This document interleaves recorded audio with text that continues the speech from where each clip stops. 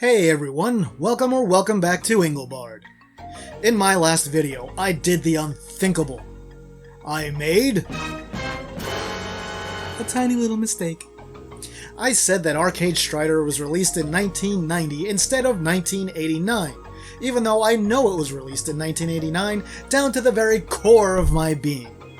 I wrote it properly in the script, I said it the right way in multiple takes, but I ended up using the one take where I said it wrong and somehow didn't catch that in editing. A transgression so foul cannot go unpunished.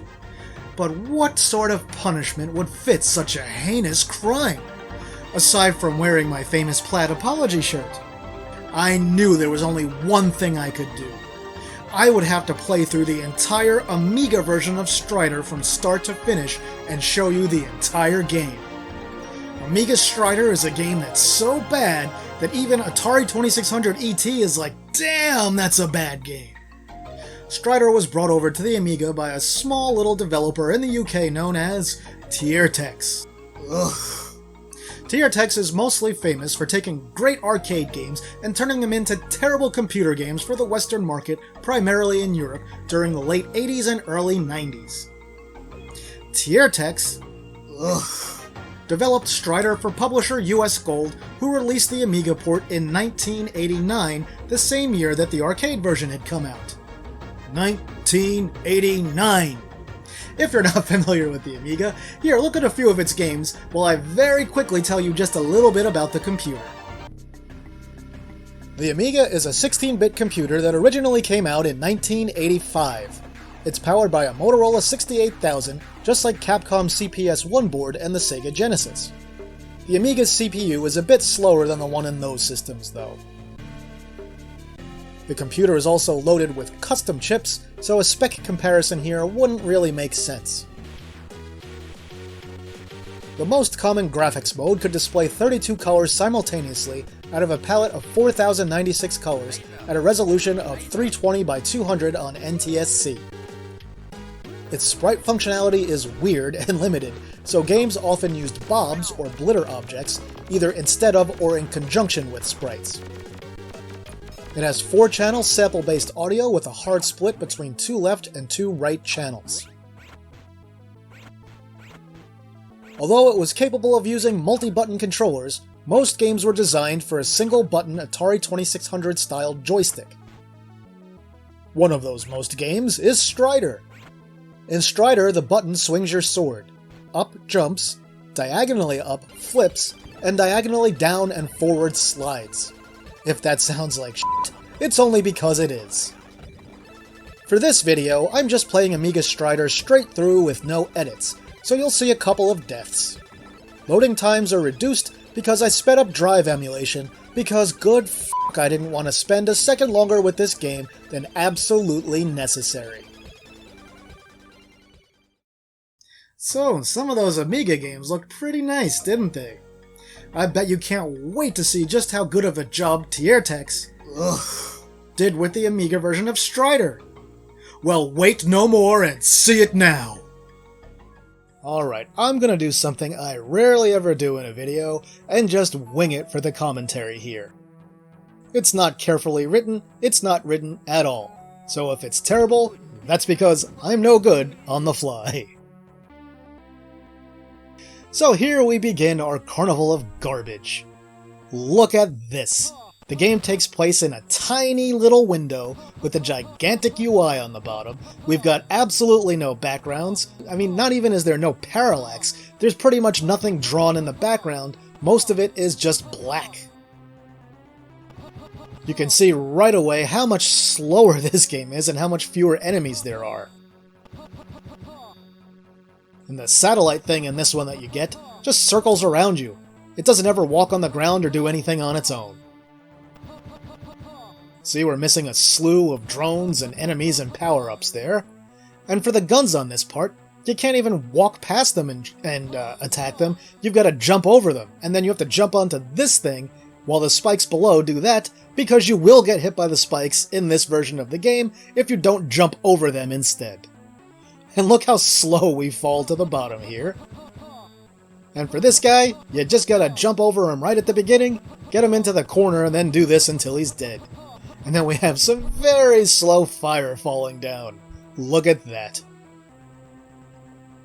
And then we jump up very slowly onto the scaffolding and continue our way on with no background graphics of any type.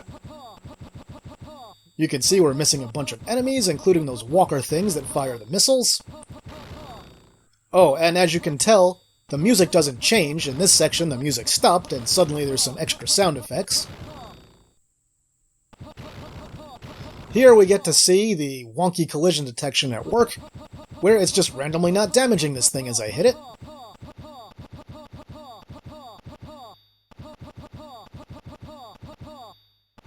And my sword attacks go right through him. Usually, you actually hit him and he dies on the way down.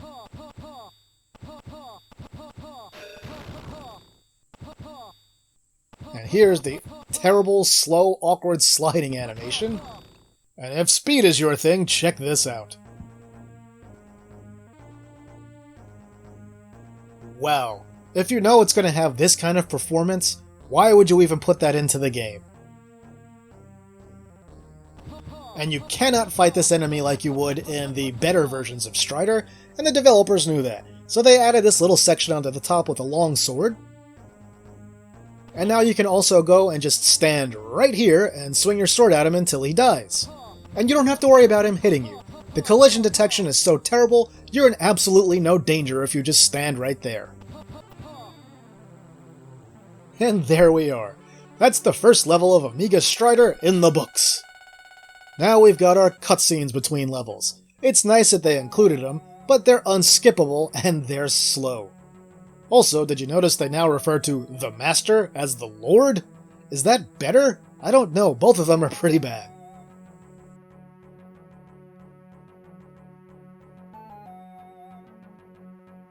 You will never defeat the Lord. Who are we? Are we Satan or something? And here's level 2. Yes, we are completely devoid of background graphics again, with just a nice black void of nothingness behind us. Here's the big mechanized ape just jumping right in our faces right at the beginning. And when you destroy him, no fire comes down. You don't have to worry about avoiding any of that or clinging to the ceiling. As we climb up here, we do see they at least kind of got this part sort of right. Not exactly, but sort of. And then they completely screw up when we get here.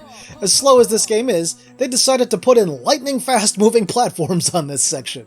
Why? Who knows? And now we have our annoying mid-boss, and did you see the platform in the corner flying by? That happens almost every time you play.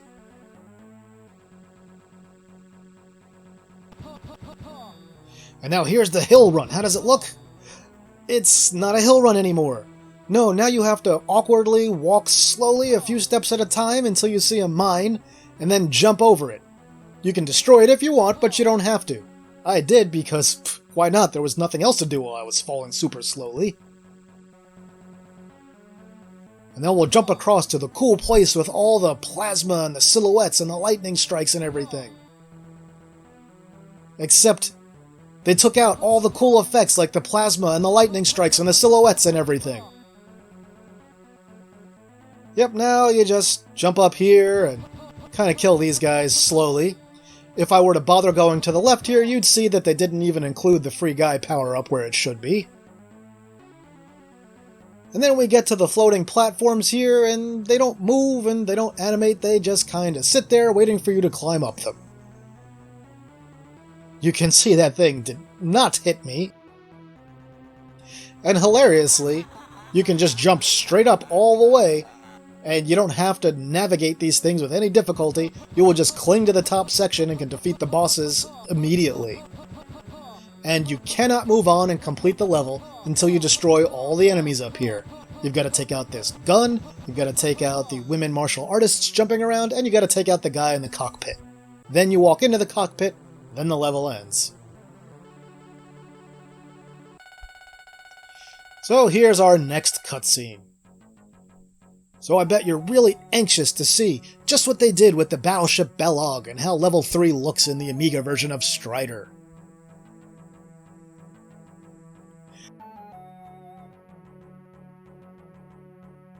Well, get ready, here comes that battleship, and Wait a minute, what the hell is this? That's right, they've switched the order of levels 3 and 4, so now we've got the jungle level as level 3, and Balog as level 4. For this jungle level, no background graphics, and they didn't bother with things like, making the vines actually move like they do in the arcade version of the game. They also didn't bother with the plants that sprout up if you walk along things too slowly and try and shoot you with spores. Why include stuff like that? At least we do get a different song here. This is the song that plays when you're in the dinosaur section of the arcade game, and also the title screen on this version. To destroy the Amazons here, all you gotta do is either slide under their boomerangs, or even more ideally, get underneath the platform they're standing on and just whack them with the sword. You do have to be a little careful with timing to make sure when you're jumping at them that you don't get hit. But really, it's super simple once you get the hang of it. Hey look, we can actually sort of run down this mountainous area. And then, hey look, no more moving vines, and we've got to jump out of the way to avoid that boomerang, and then jump back. Here, if you're not careful, it's easy to get hit. And then we've got to jump off this section right here, so we fall in such a way that we'll hit the fish as we come down, otherwise that will definitely hit you. You might be wondering why I'm stopping here to kill these dinosaurs. And the reason for that is, you can't move on until after you've killed both the Tyrannosaurus Rex and the Triceratops. The screen will just stop scrolling if you try to walk past them. You will notice there is no Brontosaurus in this section. And that's it for the dinosaur area. It's just one little tiny screen, basically. So here's our boss. He's almost as easy as the arcade one. Here, all you gotta do is just stand in this spot and swing your sword until it dies. You literally cannot get hit if you do this.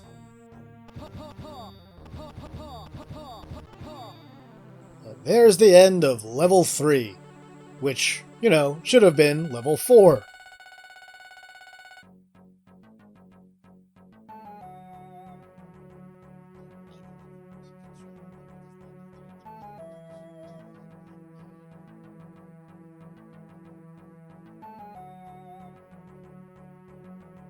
Alright, one unskippable cutscene later. Here's our satanic message again. Alright, as things start off on the battleship, sure we're missing the clouds, but otherwise this doesn't look too terribly different.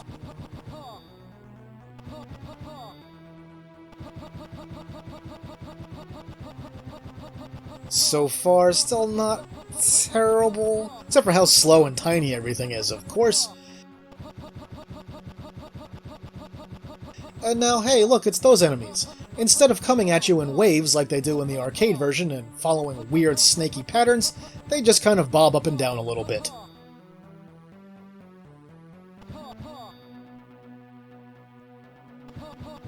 And oh my god, look, they actually bothered to put a background in the game. Once again, we've got super mega turbocharged moving platforms in that section. There we have a gap. You'll notice the moving platforms from the arcade and most other good ports are entirely missing here. We no longer have the platforms on the conveyor belts with, like, the munitions you can destroy in this section.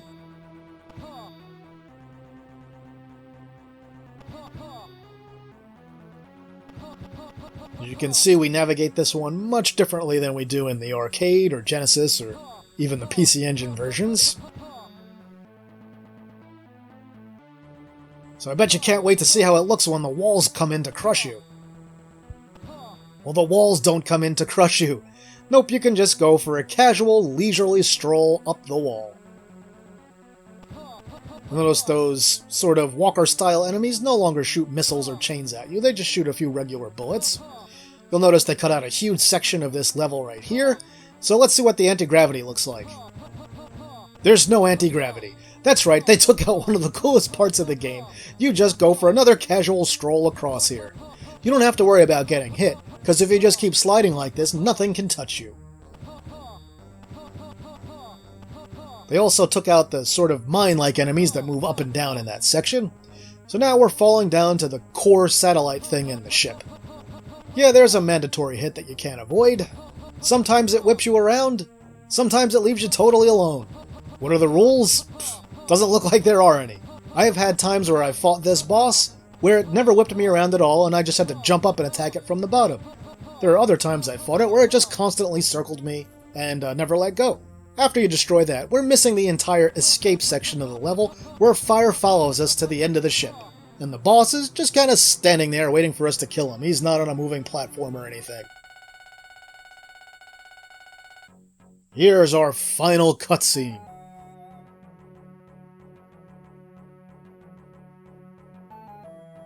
Watch out! The powers of the military and science are in his hands. Is there any stopping him?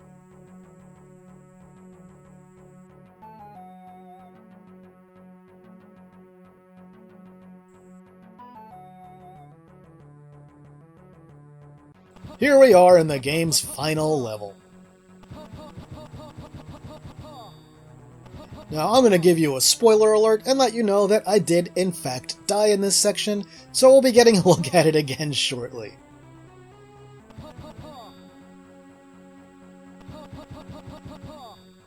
But as you can see, pretty much like the rest of the game, it is completely bereft of detail.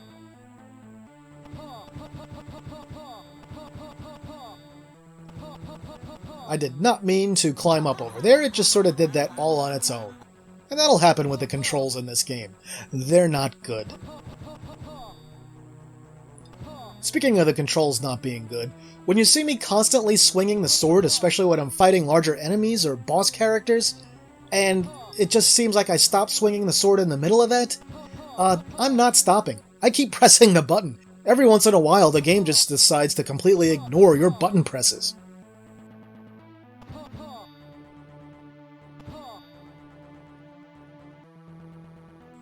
So once again, we can see this area is much different than the arcade original. They have completely removed the vine things that react when you step on them. Just gone.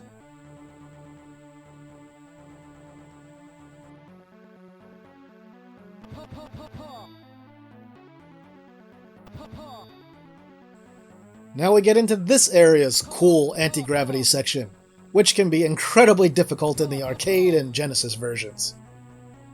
How is it in this one? Well, considering that they removed the anti-gravity entirely, they took out the spikes, and they took out most of the enemies, it's not very difficult anymore. Once again, we go for a leisurely stroll in a section that should be really hard and demanding. Now we take a very long fall down to the next core satellite thingy boss. Now with this one, it has all the same problems as the one in the prior level, but it's got the added annoyance where you have to be careful when you're swinging your sword, because if you kill this thing when you're sort of towards the middle of the screen, when you fall down, you will very, very slowly fall to your death, and there's absolutely not a damn thing you can do about it. So there I was careful and killed him on the right side so I would fall specifically in that spot. So the problem I mentioned with swinging the sword and having it just stop, that's what's going on here. I never stopped pressing the button at any point during this. Watch some awesome collision detection happen here. Yeah, I hit that guy about 10 times and it just went through him every time. You can see we're missing a whole bunch of enemies. So here we are now, up to the final boss rush. I bet you're wondering just how well they managed to pull off the boss rush.